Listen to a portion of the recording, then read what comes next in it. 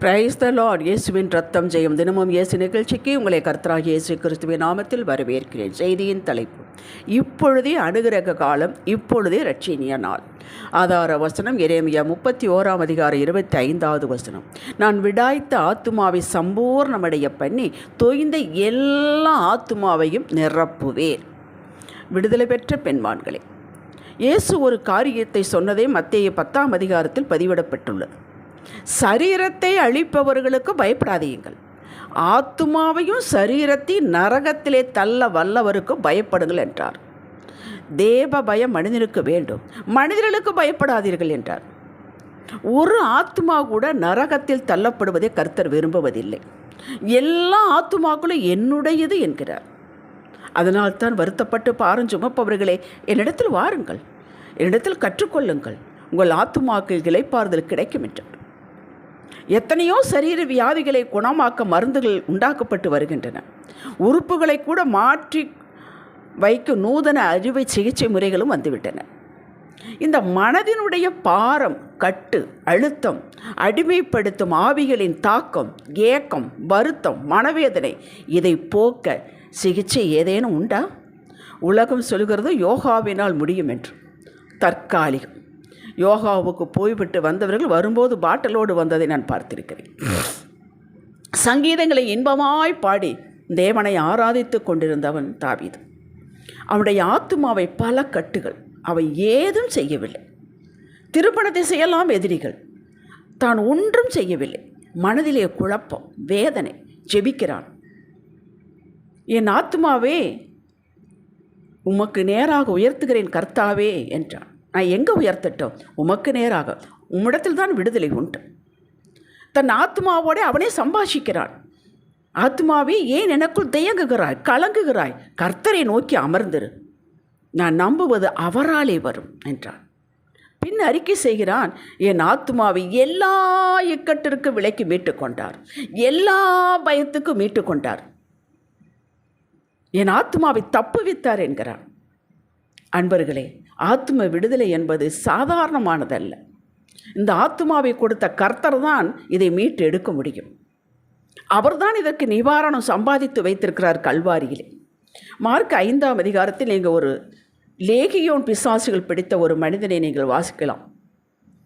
இயேசு செல்கிறார், அவனை பார்க்கத்தான் செல்கிறான். அவன் கல்லுகளை எடுத்து தன்னால் குத்தி கொள்ளுகிறான். அத்தனை பிசாசுகள் போராட்டம். சங்கிலி கட்டினா அதெல்லாம் தெரித்து விடுகிறது. கை விலங்குகள் போடவில்லை. அந்த வழியாக போகுவதற்கு எல்லாரும் பயப்படுகிறார்கள். கத்துகிறான். அவனுடைய குடியிருப்பு சுடுகாடு. அந்த பிள்ளைக்கு ஊர் உண்டு, அந்த பிள்ளைக்கு வீடு உண்டு, குடும்பம் உண்டு, உறவுகள் உண்டு. எவரும் இப்பொழுது இல்லை, தள்ளிவிட்டார்கள். காடுகளை அலைகிறான். சுடுகாடு தான் வீடு. நான் யோசித்து பார்த்தேன், அந்த பிள்ளை என்ன சாப்பிட்ருக்கும்? அவனுக்கு பனி, வெயில், மழை எல்லாம் ஒன்று தான்.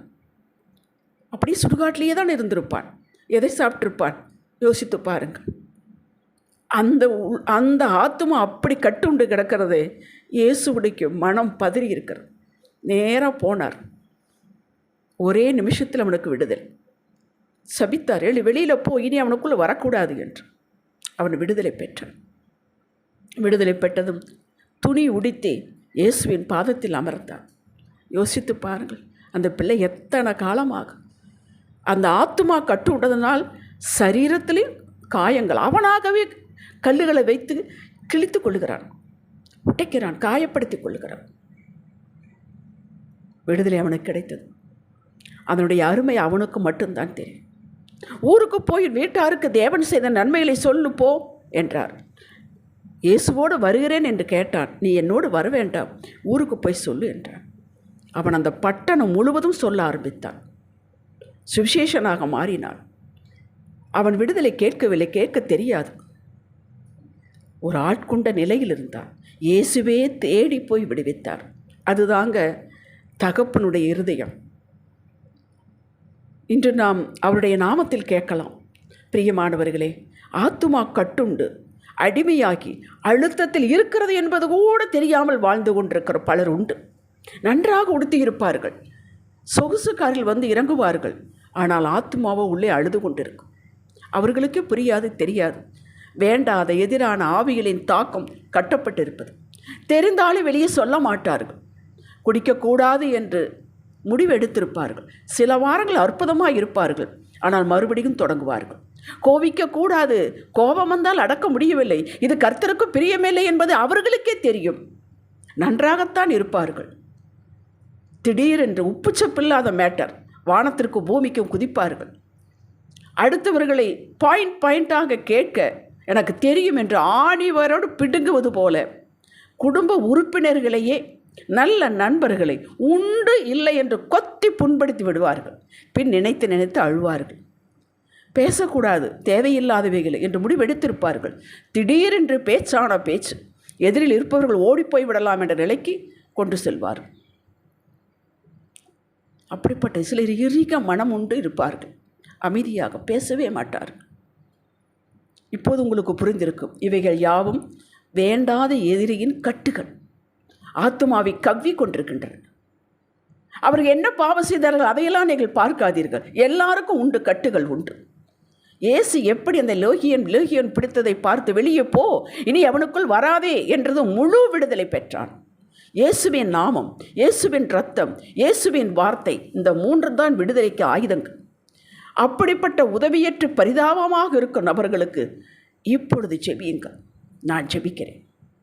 இந்த செய்தியை கேட்டுக்கொண்டிருக்க யாராக இருந்தாலும் எங்கு இருந்தாலும் இன்று அவர்களுக்கு விடுதலை உண்டாகட்டும். உறுதியோடு ஜெபியுங்கள். அப்படிப்பட்டவர்கள் உங்கள் அருகில் இருந்தாலும் சரி, தூரத்தில் இருந்தாலும் சரி, இயேசுவின் இரத்தத்தை அவர் உச்சந்தலையில் ஊற்றி இயேசுவின் நாமத்தினாலே அந்த பொல்லாத ஆவிகளை கட்டுகிறேன், இயேசுவின் நாமத்தில் விடுதலை உண்டாகட்டும் என்று ஜெபியுங்கள். உங்களுக்கு அந்த அதிகாரம் உண்டு. அவன் வைத்த நுகத்தை, கட்டுகளை இயேசுவின் நாமத்தில் முறிக்கிறேன், அறுக்கிறேன் என்று சொல்லி சொல்லி மீண்டும் மீண்டும் ஜெபியுங்கள். விடுதலை கொடுத்தமைக்கு நன்றி என்று ஸ்தோத்திரம் செய்யுங்கள். உங்களது நீங்கள் ஜெபித்த உடனே அங்கே விடுதலை உண்டாகிற்று. ஸ்தோத்திரம் செலுத்துங்கள், மறுபடியும் ஸ்தோத்திரம் செலுத்துங்கள். உங்களுக்கு அந்த நியூஸ் காதுக்கு வரும். பிரியமானவர்களே, எந்த கட்டாக இருந்தாலும் சரி, வேண்டாத கவலைகள் கட்டி வைத்திருப்பான் பிசாசு. காரணமே இல்லாமல் சோகமாகவே இருப்பார்கள். அதுவும் ஆத்தும கட்டுதான். எதுவாக இருந்தாலும் ஜெப முறை மேலே சொல்லப்பட்டது தான். ஆவியானவர் அடியாளுக்கு உணர்த்தினது, இந்த செய்தியை நம்பிக்கையோடு கேட்கிற யாவருக்கும் இன்று ஆத்தும விடுதலை உண்டாகும் என்று என்னோடு பேசினார். அவருக்கு நான் ஸ்தோத்திரம் செலுத்தினேன். இந்த செய்தியை அப்படி யாரெல்லாம் கட்டுண்டிருக்கிறார் அவளுக்கு அனுப்பி வையுங்கள். ஆத்தும விடுதலை, சரீர விடுதலை பெறுவார்கள். இந்த 2 விடுதலை அடைந்தவர்கள் கர்த்தரை இருக பிடிப்பார்கள். அவர்களுக்குத்தான் தெரியுதலை பட்ட வேதனைகள். விடாய்த்த ஆத்துமாக்கள், தொய்ந்த எல்லா ஆத்துமாக்களை விடுதலையாக்கி தனது அன்பையினால் நிரப்புவார். நீங்கள் கேள்விப்படுவீர்கள், காண்பீர்கள். நான் விசுவாசிக்கிறேன். இன்று விடுதலையின் பெருவிழாவாக இருக்கட்டும், பரலோகம் கொண்டாடட்டும். ஜெபிக்கலாம். கர்த்தாவே, உமது இரத்தம் பாவத்தை கழுவும், விடுவிக்கும். உமது நாமத்தில் வல்லமை உண்டு. இயேசு விடுதலையாக்கினால் மெய்யான விடுதலை உண்டு. இந்த வார்த்தை, இந்த செய்தியை கேட்கிற யாவருக்கும் விடுதலை உண்டாகட்டும். அது எப்படிப்பட்ட கட்டுகளாக இருந்தாலும் சரி, வெற்றியோடு வாழட்டும். தொய்ந்த எல்லா ஆத்மாவை நிரப்புவேன் என்று சொன்னீரே, உம்முடைய அன்பினால் நிரப்புவீராக. அது வெளியேறினால் தான் நிரப்ப முடியும். நீர் வெளியேற்றி நிரப்புவீராக. இயேசுவின் நாமத்தில் பிதாவே, ஆமேன். இன்றைய சிந்தனைக்கு ஆத்தும சரீர விடுதலை எவ்வளவு முக்கியம் என்பது புரிகிறது. ஆத்தும விடுதலையோடு கர்த்தரை நாம் துதிப்போம். ஆமேன். ஹல்லேலூயா.